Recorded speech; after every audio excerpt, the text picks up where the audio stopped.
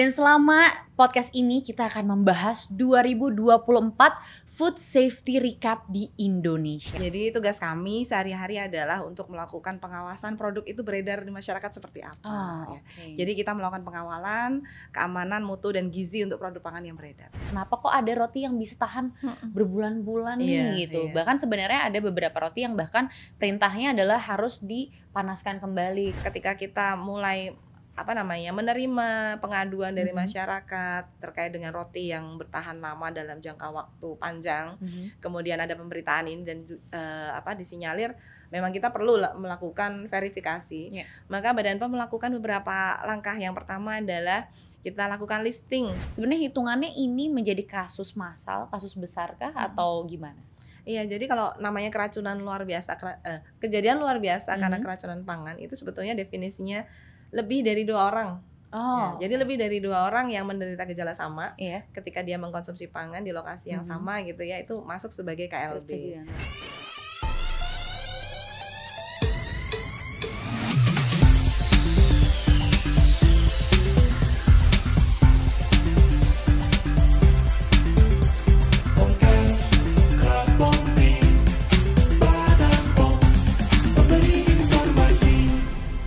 Hai sahabat Pompi, selamat datang kembali di podcast Klub Pompi. Dan tidak terasa ternyata kita sudah di penghujung tahun.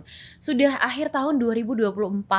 Nah ini kita mau bahas kilas baliknya sebanyak apa sih gitu ya hal-hal yang terjadi di 2024. Yang pastinya kamu masih bakal ditemenin sama Ayah. Dan Ayah masih akan ngobrol yang seru-seru. Dan pastinya hari ini juga gak sendirian ya. Kita akan membahas peristiwa penting yang terjadi selama 2024 dulu nih. Apalagi kita juga akan membahas insiden-insiden besar hingga inovasi kebijakan yang membawa perubahan yang cukup signifikan. Nah, kita recap dulu ya. Sedikit kita akan membahas hal-hal apa yang terjadi selama 2024 dan selama podcast ini kita akan membahas 2024 Food Safety Recap di Indonesia. Nah, kali ini Ayah sudah bersama dengan Mbak Galih Prima Arumsari, S-Farm APT MKM selaku pengawas farmasi dan makanan Ahli Madya. Halo Mbak. Halo Mbak ya. Selamat datang, kita baru ketemu ya. Iya, baru sekali ini ya. Kita mau ngobrol-ngobrol, tapi sebelumnya mungkin pengen tahu dulu kalau Mbak Galih ini sebenarnya fungsinya ketika di BPOM ini seperti apa sih Mbak? Iya, perkenalkan sebelumnya ya teman-teman ya. Saya Galih, saya dari Direktorat Pengawasan Peredaran Pangan Olahan. Jadi tugas kami sehari-hari adalah untuk melakukan pengawasan produk itu beredar di masyarakat seperti apa. Jadi kita melakukan pengawalan, keamanan, mutu, dan gizi untuk produk pangan yang beredar. Jadi ini sebenarnya berhubungan juga sama apa yang akan kita bahas nih Mbak hari ini. Karena di 2024 tuh lumayan banyak ya yang terjadi kan. Nah kita mau recap, ada beberapa isu lah yang terjadi. Ada isu mengenai kandungan bromat pada AMDK ya, air minum dalam kemasan. Terus juga kita pernah mengalami mengenai produk yang tidak sama nih antara kandungannya dengan labelnya. Terus ada pula hasil uji kandungan natrium dehidroasetat betul ya dalam produk roti. Jadi kayak kita menemukan ada roti-roti yang kok bisa tahan lebih lama dari seminggu bahkan hingga berbulan-bulan juga ada. Terus kejadian luar biasa keracunan pangan ini baru-baru juga beberapa bulan yang lalu pada makanan Latio ya betul. Nah terus ada juga keamanan pangan anggur shine muskat yang beredar di Indonesia. Nah kita mau bahas hal-hal ini ya, dan ini juga menjadi salah satu peristiwa yang memang ramai lah selama 2024. Mungkin kita bahas dari yang pertama dulu nih, mengenai kandungan bromat pada AMDK. Nah itu ketika isu itu terjadi seperti apa tuh Mbak? Iya, jadi tadi yang sudah disebutin Mbak Aya ya, memang tahun 2024 ini banyak banget kasus ya. Kalau teman-teman lihat di berita, di media sosial, di internet gitu ya, pasti masalah tentang pangan itu selalu bermunculan. Salah satunya adalah kandungan bromat pada air minum dalam kemasan. Nah yang perlu kita tahu itu kandungan bromat itu sebetulnya apa gitu ya. Jadi bromat itu adalah satu senyawa kimia yang terbentuk ketika bahan baku airnya itu kan ada kandungan ion boron, kemudian bertemu dengan ozon. Ozonnya itu dari mana? Jadi ozon itu adalah salah satu bahan untuk sterilisasi. Jadi kalau kita tahu ya, air itu kan ya memang nggak kelihatan ya, tapi air itu pasti ada bahayanya, termasuk salah satunya adalah bahaya mikroba patogen. Nah, supaya bisa membunuh bakteri atau mikroba itu, maka dilakukan ozonisasi. Nah, bahan ozonnya ini nanti akan ketemu dengan ion bromat yang ada di air. Jadi itu nanti akan membentuk bromat tadi ya, ion Br ketemu dengan ozon membentuk bromat. Itu tadi yang disebut dengan bromat. Kemudian bagaimana kita desinfeksi dari air yang membentuk ozon tadi, sebetulnya sudah diatur ya. Jadi ozon itu bisa dipakai untuk mensterilkan produk air minum dalam kemasan itu sampai dengan kadar berapa gitu ya. Jadi kalau dia semakin tinggi ozonnya melebihi kadar, maka bromatnya yang terbentuk itu akan semakin banyak. Nah itu itulah cerita sekilas tentang bromat. Kemudian apa yang sudah dilakukan pemerintah terkait dengan isu kemarin ya, sempat ada ini ya viral di, kalau nggak salah di TikTok ya, untuk yang AMDK mengandung bromat. Nah itu Badan POM melakukan sampling dan pengujian terhadap produk beredarnya. Kemudian juga ada verifikasi ke sarana produksinya, dan kita lakukan juga pertemuan dengan pelaku usaha, dengan pemangku kepentingan dari Kementerian Perindustrian. Jadi sudah ada mitigasi risiko nih dari pemerintah, sudah ada penetapan regulasinya ya terkait dengan air bakunya. Jadi kadar berapa sih yang seharusnya boleh gitu ya. Kemudian sudah ada pengaturan tentang SNI wajib untuk AMDK-nya seperti itu. Jadi berapa sih kadar yang maksimal yang masih diperbolehkan untuk bromat. Nah, itu yang dari sisi pemerintah ya. Selain dengan pengawasan. Kemudian dari sisi masyarakatnya. Jadi masyarakat juga harus tahu ya bagaimana untuk memperoleh produk itu dan menyimpannya. Jadi kalau tadi kita bicara bromat itu juga akan dipicu dengan sinar matahari gitu ya. Jadi kalau disimpan dengan kondisi sinar mataharinya semakin banyak, atau misalkan kalau kita lihat ya kadang ada yang menjual atau menyimpannya di pinggir jalan. Betul, gitu kan, langsung terpapar sinar matahari. Nah itu juga akan memicu timbulnya bromat. Jadi masyarakat atau sebagai konsumen juga harus tahu bagaimana cara membeli, kemudian caranya menyimpan seperti itu. Tapi Mbak, ini mungkin di luar yang sudah dilakukan oleh BPOM gitu. Ini Ayah mau tanya juga, dari kejadian kemarin itu ada beberapa sampel air mineral kah yang akhirnya memang harus di istilahnya tidak boleh edar lagi atau bagaimana karena ditemukan kandungan yang berbahaya? Iya, jadi dari hasil sampling dan uji dari yang dilakukan oleh Badan POM memang ada beberapa yang ditemukan mengandung bromat lebih dari kadar yang sudah ditetapkan.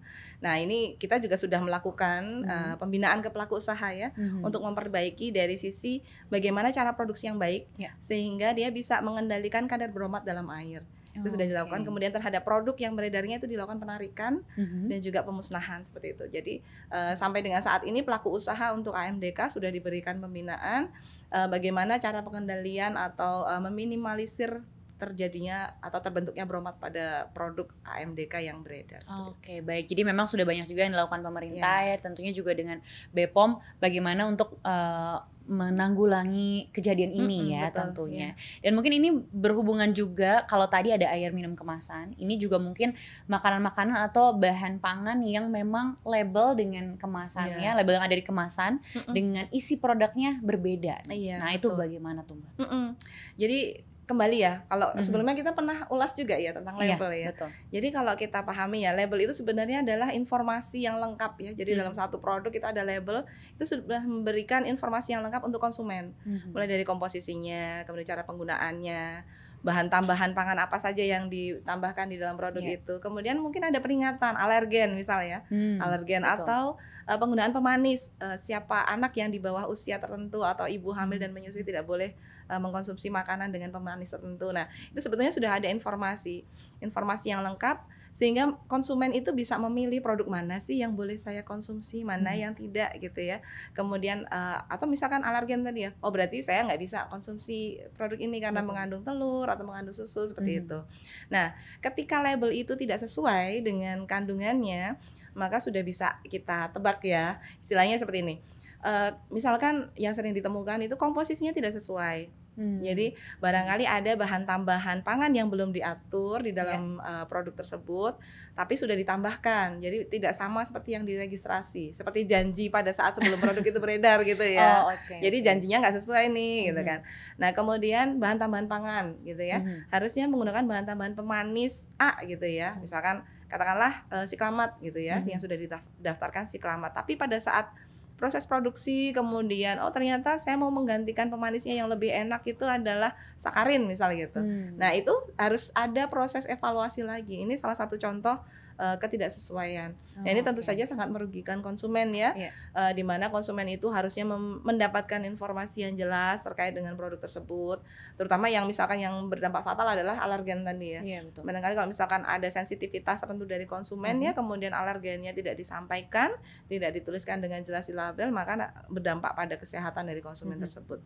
Itu sih Mbak yang paling sering terjadi ya kalau untuk yang label tidak sesuai dengan kandungan. Tapi mungkin dari jenis produknya nih Mbak, yang kemarin terjadi itu ada produk apa saja? Mungkin ada snack atau mungkin bisa disebutkan sama sahabat Pompi nih yang kemarin sempat terjadi, produk apa saja?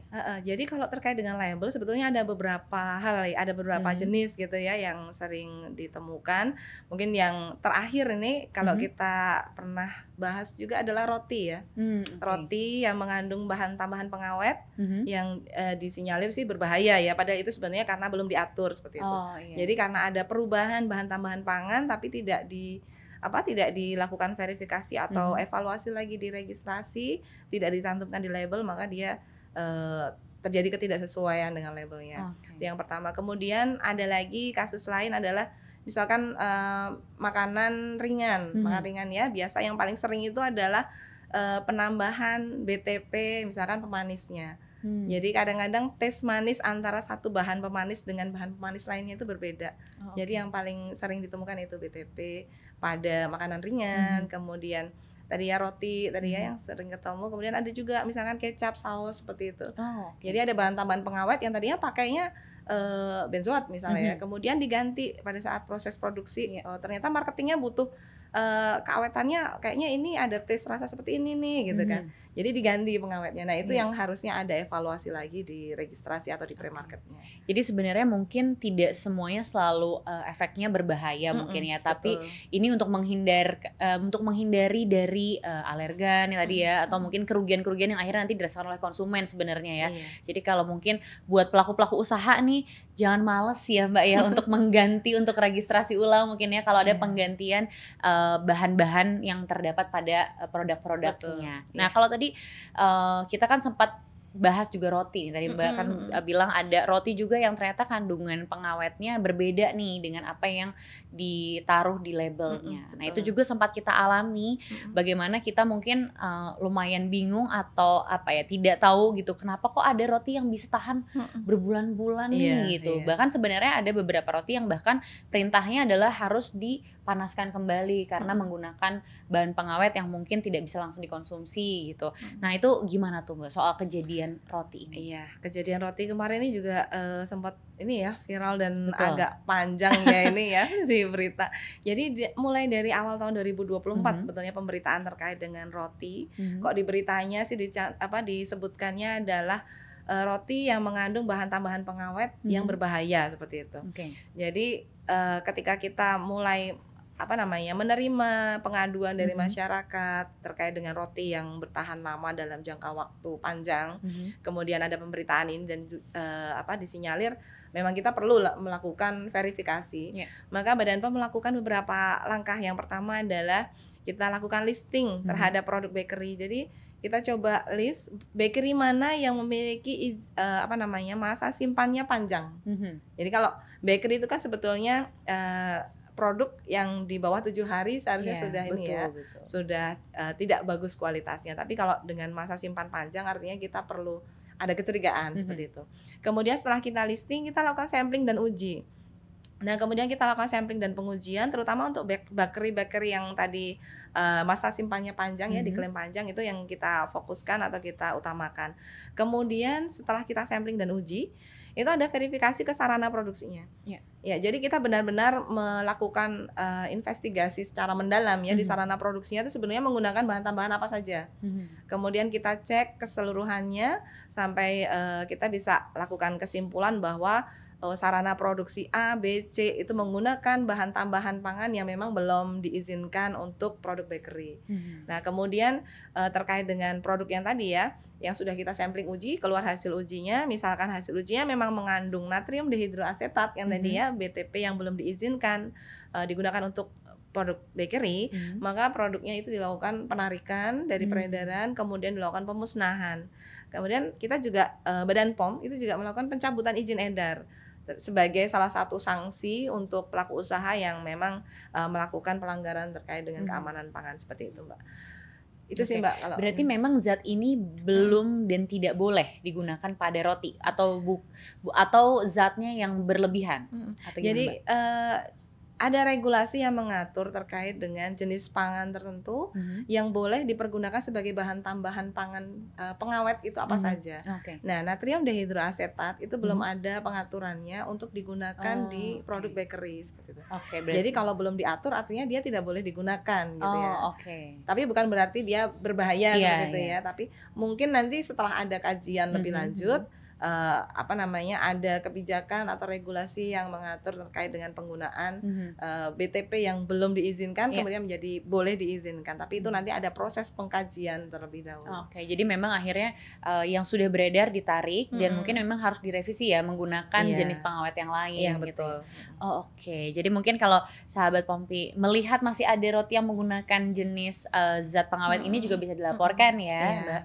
Nah, kalau tadi kita bahas roti, kita bergeser sedikit ke masalah latiau. Ini juga sekitar mungkin 1 bulan 2 bulan yang lalu dan terjadinya juga sama anak-anak sekolah. Makanya memang heboh sekali kan karena orang tua juga akhirnya mengeluhkanlah permasalahan ini karena secara serempak bahkan anak-anak ini keracunan gitu karena pangan yang kita sebut latiau ini. Nah, itu gimana tuh, Mbak, kasusnya?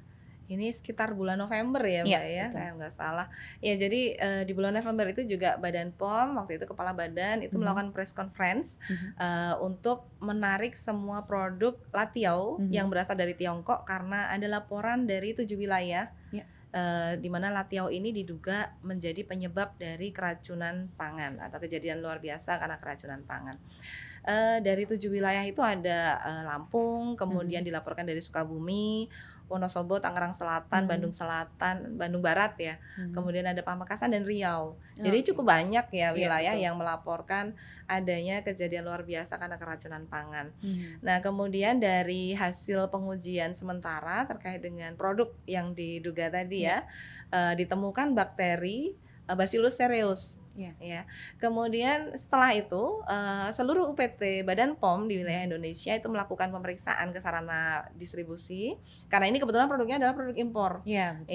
Kemudian UPT itu melakukan pemeriksaan ke sarana distribusi, melakukan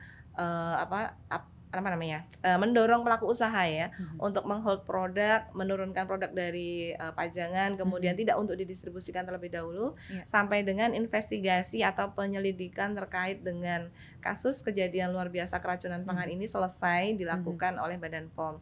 Dan sampai dengan saat ini kita masih berproses ya, baik itu ke importir, kemudian proses untuk pengujian lebih mendalam lagi ya, itu masih dilakukan di Badan POM. Seperti itu. Biasanya kalau terjadi seperti ini, apakah reaksi dari zat makanan akhirnya menumbuhkan atau menimbulkan bakteri, atau mungkin dari cara pengemasan atau dari apa biasanya, Mbak? Iya, jadi penyebab keracunan pangan itu ada banyak ya, Mbak ya. Yang pertama adalah dari bahaya yang ada di dalam produk itu sendiri. Misalkan produknya tercemar cemaran mikro gitu ya. Jadi mikro itu ada yang mikroba patogen, bakteri patogen yang langsung dia berdampak menimbulkan reaksi pada kesehatan gitu ya. Atau cemaran kimia, misalkan logam berat. Logam berat ini contoh kasusnya yang itu, keracunan Munir. Masih ingat ya? Nah, itu salah satu contoh cemaran kimia ya yang itu sengaja ditambahkan. Dan ini cemaran kimia juga ada banyak seperti itu. Kemudian ada lagi karena hygiene sanitasi ya, hygiene sanitasi dari produsen itu sendiri. Ketika dia memproduksi produk dengan tidak memperhatikan hygiene sanitasi, maka produk yang dihasilkan juga kualitasnya akan tidak sesuai dengan ketentuan. Kemudian yang ketiga adalah terkait dengan konsumennya sendiri. Apakah konsumen itu mengkonsumsinya dengan baik, artinya memperhatikan hygiene sanitasi diri gitu ya sebelum makan, cuci tangan dan lain sebagainya. Itu juga akan mempengaruhi dari kejadian keracunan pangan seperti itu Mbak. Jadi sampai dengan saat ini untuk kasus Latiau memang baru terdeteksi bakterinya itu adalah bakteri Bacillus cereus, tapi untuk penyelidikan masih berlanjut sampai dengan saat ini. Oke, jadi ini memang masih berlanjut karena memang masih baru juga ya Mbak ya, memang terjadi di bulan lalu dan cukup banyak sebenarnya kalau harus menarik semuanya ya, karena tersebar juga hampir di seluruh Indonesia. Sebenarnya hitungannya ini menjadi kasus massal, kasus besarkah atau gimana? Iya, jadi kalau namanya keracunan luar biasa, kejadian luar biasa karena keracunan pangan itu sebetulnya definisinya lebih dari 2 orang. Jadi lebih dari 2 orang yang menderita gejala sama ketika dia mengkonsumsi pangan di lokasi yang sama gitu ya, itu masuk sebagai KLB. Namun karena ini dilaporkan di 7 wilayah, artinya kita harus ada intervensi secara khusus ya, karena ini dilaporkan di beberapa wilayah.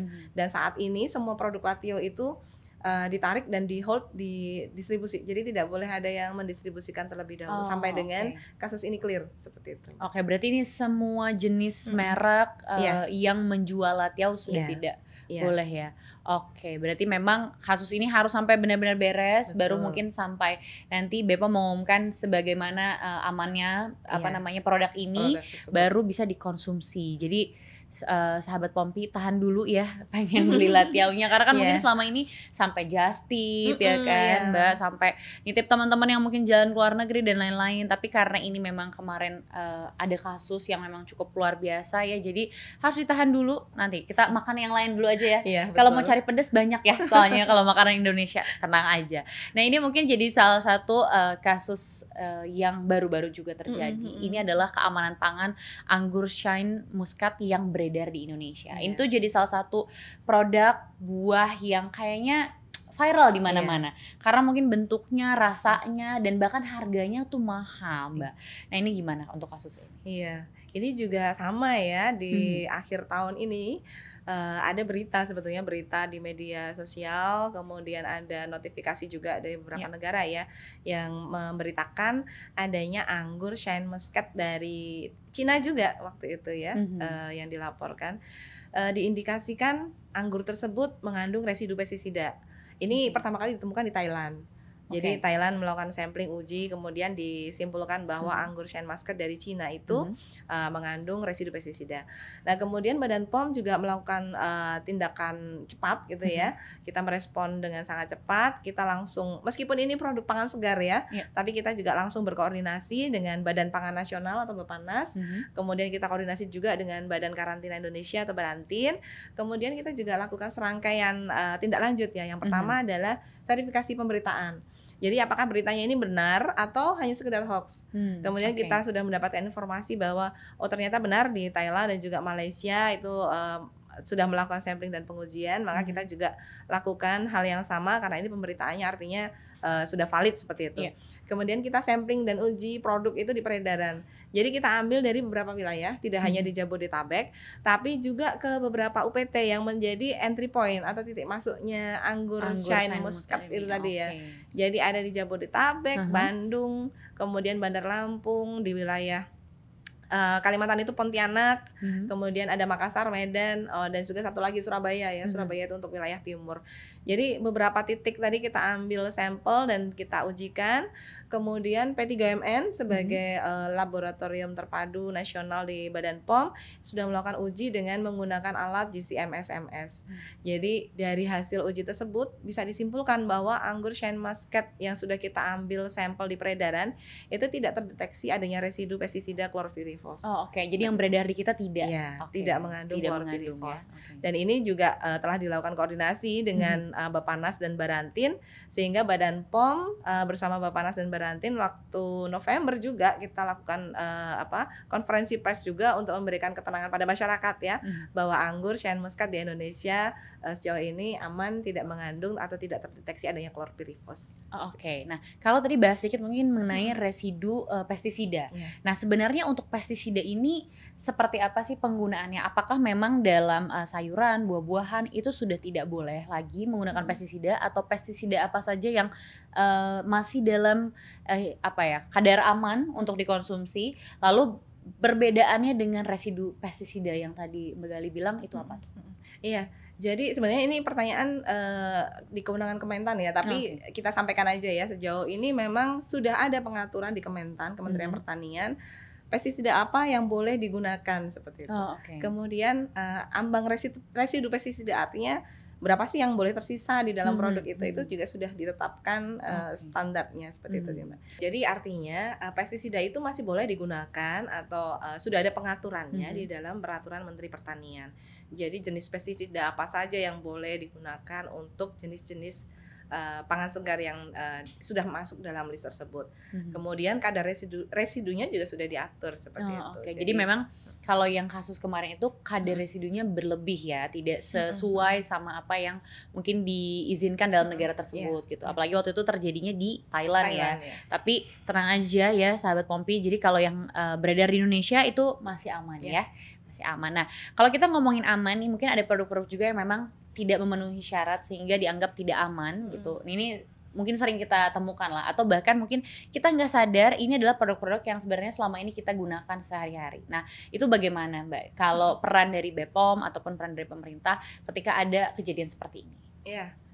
Jadi Badan POM itu sebetulnya melakukan pengawasan mulai dari pre dan post gitu ya. Jadi pre itu pada saat sebelum produk itu beredar, produk itu akan didaftarkan, kemudian kita evaluasi terkait dengan komposisi, keamanan, mutu dan gizinya. Nah setelah dia memenuhi ketentuan gitu ya, memenuhi regulasi, dia akan mendapatkan izin edar, kemudian dia boleh beredar. Nah selama beredar apakah sudah tenang gitu ya? Artinya belum. Jadi selama dia beredar kita akan melakukan sampling dan pengujian. Bisa itu secara random ataupun targeted seperti itu. Jadi UPT di Badan POM di seluruh wilayah Indonesia itu nanti akan mengambil sampel kemudian melakukan pengujian. Nah, kalau kita lihat ya dari tren 2021 sampai dengan 2023 memang untuk produk pangan yang memenuhi syarat artinya yang aman dan bermutu itu mengalami kenaikan. Artinya semakin banyak produk yang memenuhi syarat. Baik. Berarti ada peningkatan ya? Iya, ada peningkatan. Nah, namun yang perlu menjadi perhatian adalah produk yang tidak memenuhi syarat itu sebenarnya penyebabnya apa gitu ya. Yang pertama adalah bahan tambahan pangan tadi ya. Jadi bahan tambahan pangan itu antara yang boleh diizinkan tetapi kadarnya melebihi dari batas yang ditetapkan. Kemudian yang kedua adalah bahan tambahan pangan yang belum diizinkan tetapi digunakan dalam jenis pangan tersebut. Itu yang seperti yang tadi ya, yang bakery ya. Kemudian yang ketiga adalah cemaran mikro. Jadi cemaran mikrobiologi yang tidak memenuhi syarat dari batas yang sudah ditetapkan dari setiap jenis pangan. Itu yang paling banyak mendominasi dari penyebab produk itu tidak memenuhi syarat. Oke, jadi memang itu adalah yang sering terjadi mungkin ya trennya. Walaupun sebenarnya di tahun 2024 itu meningkat. Jadi mungkin tren di 2024 pelaku usaha sudah mulai semakin sadar ya untuk menyesuaikan apa yang ada di kandungan dengan labelnya. Jadi setiap ada perubahan juga diregistrasikan ulang gitu ya Mbak. Tapi memang ini masih angka yang harus dikejar terus setiap tahunnya ya. Betul. Agar terpenuhi. Nanti apalagi di 2025 mungkin akan lebih banyak lagi yang membuat brand-brand baru, produk-produk baru. Nah ini harus disesuaikan berarti ya. Nah kalau memang itu tadi kita bahas mengenai sebagaimana pelaku usaha memiliki produk yang mungkin harus disesuaikan nih dengan labelnya. Tapi mau tanya juga nih Mbak, peran BPOM sepanjang 2024 ini yang mungkin sahabat Pompi belum tahu, sahabat Pompi belum sempat kita bahas nih di episode-episode selanjutnya. Sebenarnya peran BPOM apa aja sih selama 2024 ini? Oh iya. Oke, jadi peran BPOM itu mulai dari sebelum produk itu beredar ya, sampai dengan produk tersebut beredar. Itu yang kuncinya, pre dan post itu ya. Badan POM selalu ada untuk melindungi masyarakat dari ancaman produk yang tidak aman seperti itu. Jadi pada saat sebelum beredar maka produk itu harus didaftarkan oleh pelaku usaha. Jadi bagaimana komposisinya, penggunaan bahan tambahan pangannya, kemudian labelnya seperti apa, apakah sudah sesuai dengan ketentuan atau belum. Kemudian sampai muncullah sertifikasi atau izin edar tadi ya. Nah setelah muncul izin edar, baru produk itu boleh beredar. Nah Badan POM juga melakukan inspeksi kepada sarana produksi. Jadi di sarana produksi itu petugas akan melihat bagaimana implementasi cara produksi pangan olahan yang baik. Apakah sudah memenuhi kaidah CPPOB, cara produksi pangan olahan yang baik, atau ada pelanggaran di dalam implementasi CPPOB untuk diperbaiki. Kemudian Badan POM juga melakukan inspeksi di sarana distribusi. Tadi kan di sarana produksi ya. Kemudian di sarana distribusi juga ada namanya implementasi cara peredaran pangan olahan yang baik. Apakah pengadaannya sudah bagus, penyimpanannya, penerimaannya, suhu yang yang dijaga untuk penyimpanan itu sudah terkontrol atau belum, seperti itu. Kemudian sampling dan pengujian tentu saja juga dilakukan oleh UPT di seluruh Badan POM ya, sepanjang tahun, tidak hanya di awal tahun atau tidak hanya di akhir tahun, tapi sepanjang tahun dilakukan sampling dan uji oleh petugas Badan POM untuk memastikan kandungannya memang benar-benar aman dan bermutu atau memenuhi syarat. Kemudian selain produknya, ada juga evaluasi labelnya. Jadi setelah produk beredar ada nggak sih pelanggarannya? Misalkan desainnya diganti atau menempelkan klaim-klaim yang tidak sesuai. Itu juga sampai situ juga ya, Mbak. Baik. Jadi kalau misalkan ada label yang mencantumkan klaim tambahan misalkan ya untuk mencerdaskan anak, nah itu pasti akan ada pemberian sanksi administratif ke pelaku usaha. Kemudian yang berikutnya adalah evaluasi ke iklannya. Jadi kalau label hanya menempel ke produk ya. Betul. Nah kalau iklan ini kita lakukan juga evaluasi terhadap iklan, baik itu iklan yang ada di media sosial, iklan di televisi, di radio, dan beberapa media-media lainnya seperti Facebook, TikTok dan lain sebagainya, itu kita lakukan evaluasi juga. Jadi apakah ada penyampaian yang berlebih, klaim yang berlebih, apakah ada klaim kesehatan di situ gitu ya. Itu juga menjadi salah satu evaluasi yang dilakukan oleh Badan POM terhadap produk beredar. Jadi selain terhadap produknya, terhadap labelnya, juga terhadap iklannya.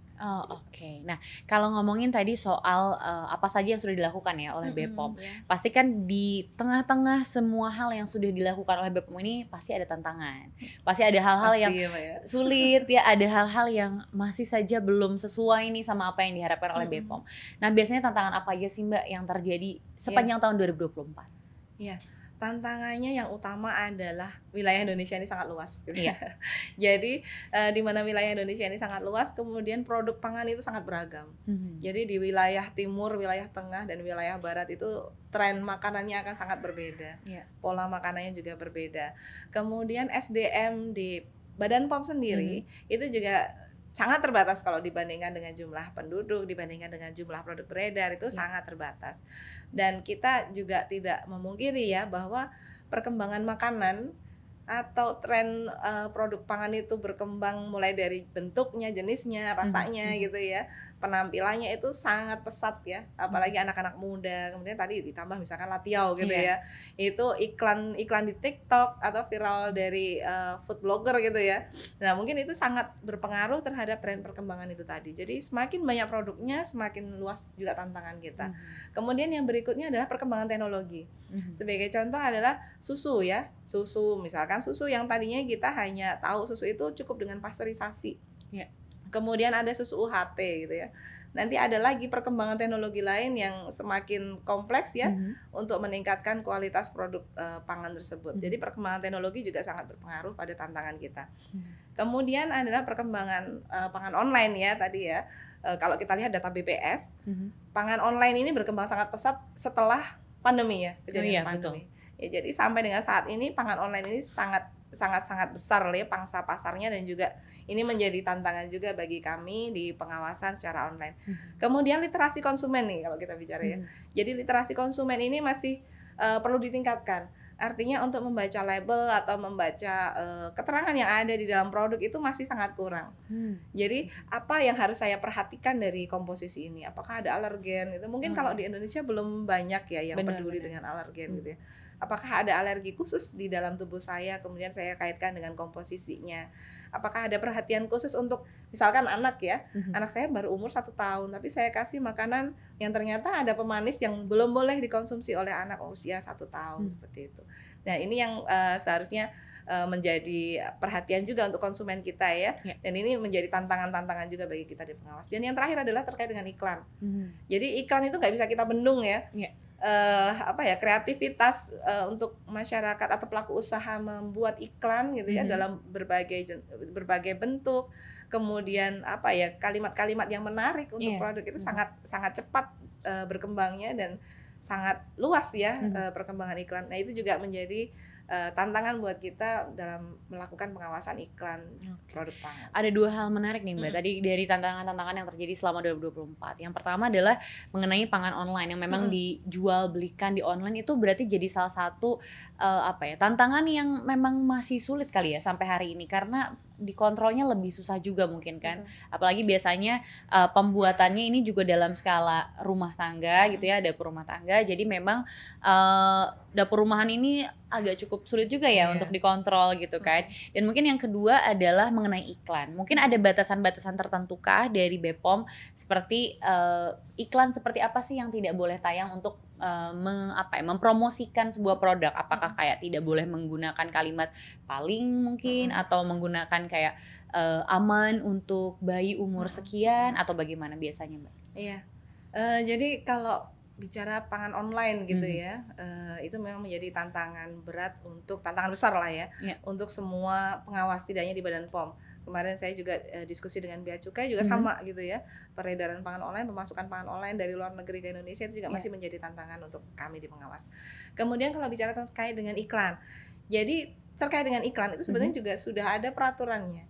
Jadi kalau pelaku usaha pangan itu cukup dengan mengikuti peraturan iklan pangan olahan, maka dia akan menyesuaikan ya dengan apa saja yang boleh dicantumkan, kalimat apa yang tidak boleh seperti itu. Contohnya misalkan menggunakan kalimat superlatif. Misalnya contohnya susu terkompleks vitaminnya atau minuman terbaik gitu ya. Itu kalimat-kalimat superlatif yang tidak boleh dicantumkan. Kemudian tidak boleh juga menggunakan istilah klaim-klaim kesehatan. Misal sebagai contoh, minuman, mungkin kalau wanita ya suka dengan yang glowing gitu kan, minuman berkolagen yang membuat kulit menjadi bercahaya. Nah itu juga tidak boleh. Berarti kalau kayak minuman menambah tinggi badan misalnya, itu juga tidak boleh karena itu masuk klaim kesehatan. Minuman penambah menambah imunitas tidak boleh. Kemudian makanan dengan klaim kecerdasan itu juga tidak boleh. Klaim kesehatan yang sebetulnya kan kalau pangan itu tidak memiliki dampak memberikan efek kesehatan. Jadi klaim untuk meningkatkan kesehatan dan yang sejenis gitu ya, itu tidak boleh dicantumkan untuk produk pangan. Jadi ini harus diperhatikan oleh pelaku usaha ya, jangan lebay ya. Jangan berlebihan kalau mau taruh klaim-klaim tersebut, karena sudah diatur juga ya Mbak ya. Memang jadi tinggal diikuti saja, sebenarnya sudah lebih mudah ya. Itu pasti sudah sesuai kalau sudah diikuti peraturannya. Nah, Ayah juga mau bahas nih mengenai apa sih sebenarnya yang dilakukan BPOM yang selain tugas-tugas yang tadi mungkin Mbak Gali sudah sebutkan gitu. Ada pula bagaimana BPOM berkolaborasi nih dengan industri dan masyarakat. Jadi bagaimana sih atau hal apa aja sih yang sudah dilakukan selama ini? Iya, jadi Badan POM sebetulnya sudah melakukan beberapa pendekatan ya. Baik dari pelaku usaha, akademisi, masyarakat.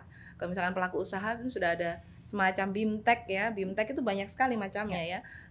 Segala macam BIMTEK itu sudah dilakukan di Badan POM. Tinggal nanti pelaku usaha itu mencari informasi di media sosial Badan POM. Kapan akan ada BIMTEK? Kemudian sekarang ini kan dunia webinar itu juga sangat mudah ya. Jadi pelaku usaha bisa kapan saja mengikuti BIMTEK yang dilakukan oleh Badan POM. Kemudian ada pendampingan secara khusus. Misalkan ada pendampingan PIRT yang tadinya industri rumah tangga, kemudian ini ternyata sudah cukup baik ya kualitasnya, sarana produksinya. Jadi nanti bisa meningkat ke izin edarnya di Badan POM. Jadi nanti ada pendampingan pelaku usaha untuk mendapatkan izin edar di Badan POM. Kemudian ada juga kalau ya inspeksi secara rutin ya. Secara rutin kita lakukan berdasarkan kajian risiko.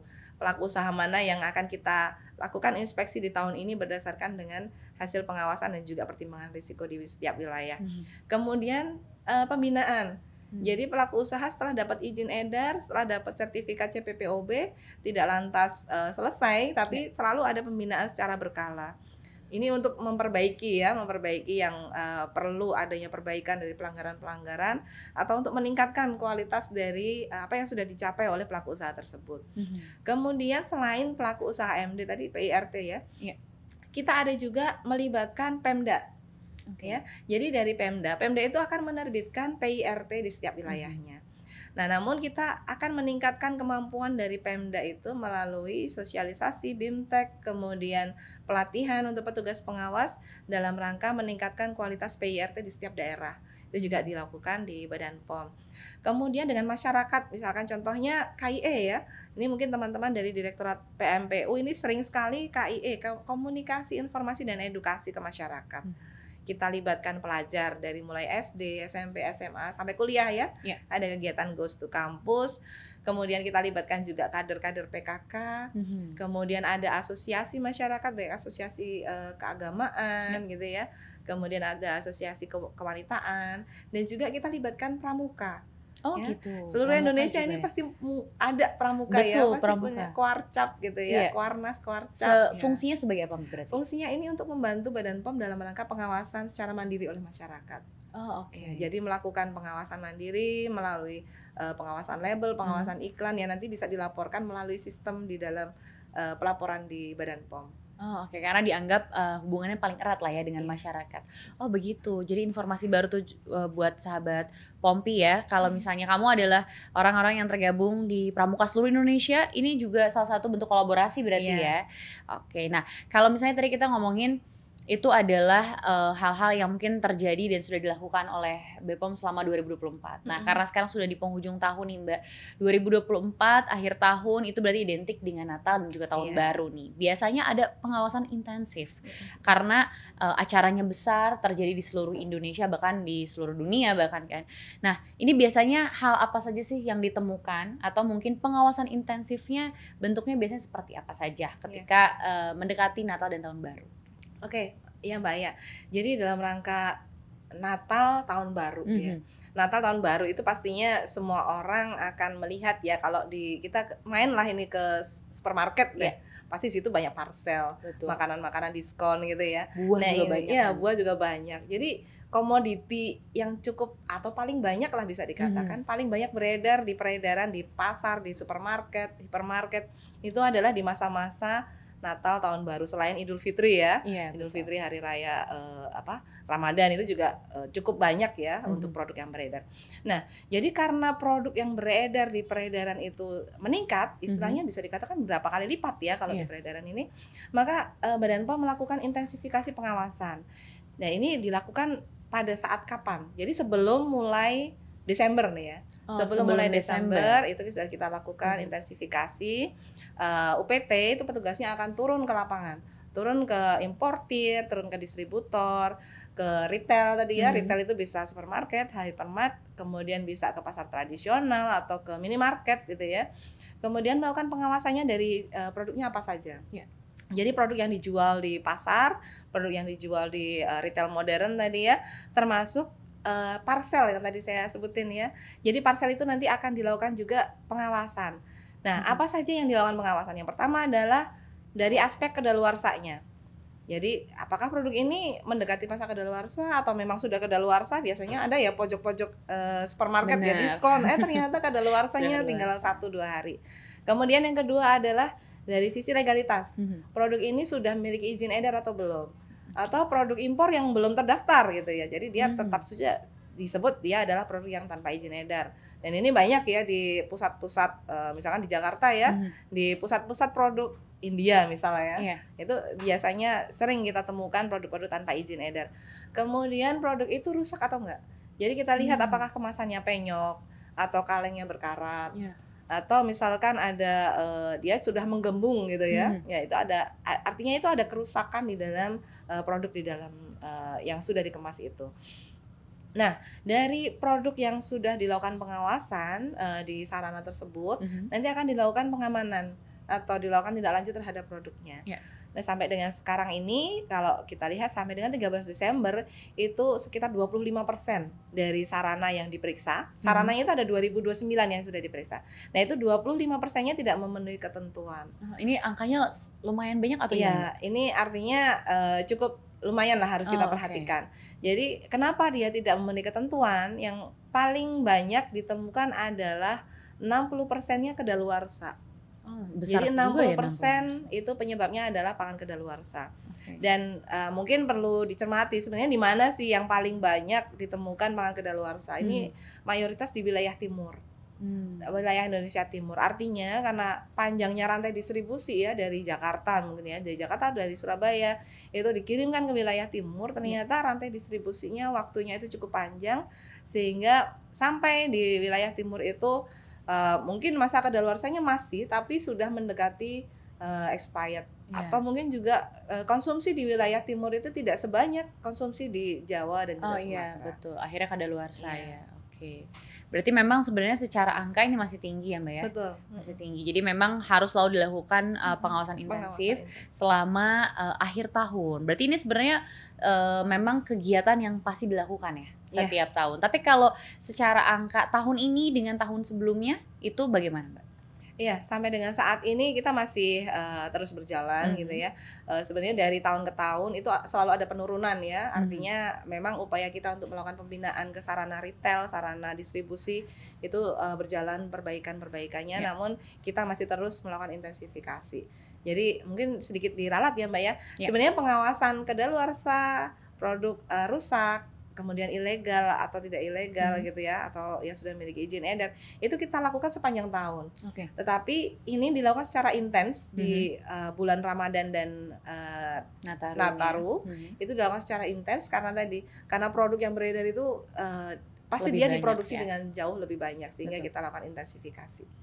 Dan kalau memang tadi kita bahas ini sudah mendekati akhir tahun ya, sudah di penghujung tahun, berarti menuju 2025. Nah, kalau di 2025 nih Mbak, berarti ada rencana-rencana baru atau mungkin ada pandangan-pandangan yang akan dilakukan di tahun selanjutnya nih. Apalagi setelah semua yang sudah terjadi di 2024 dan juga kita sudah recap sedikit ya Sahabat Pompi. Nah, kira-kira apa nih rencana BPOM dan harapan untuk tahun mendatang di 2025 mengenai meningkatkan keamanan pangan. Nah, itu bagaimana Mbak? Iya, jadi memang ada beberapa program prioritas ya di Badan POM. Jadi kalau kita bekerja melakukan pengawasan itu tidak hanya bekerja oleh pemerintah sendiri, tapi kita libatkan akademisi, kita libatkan pelaku usaha, kita libatkan pemerintah daerah.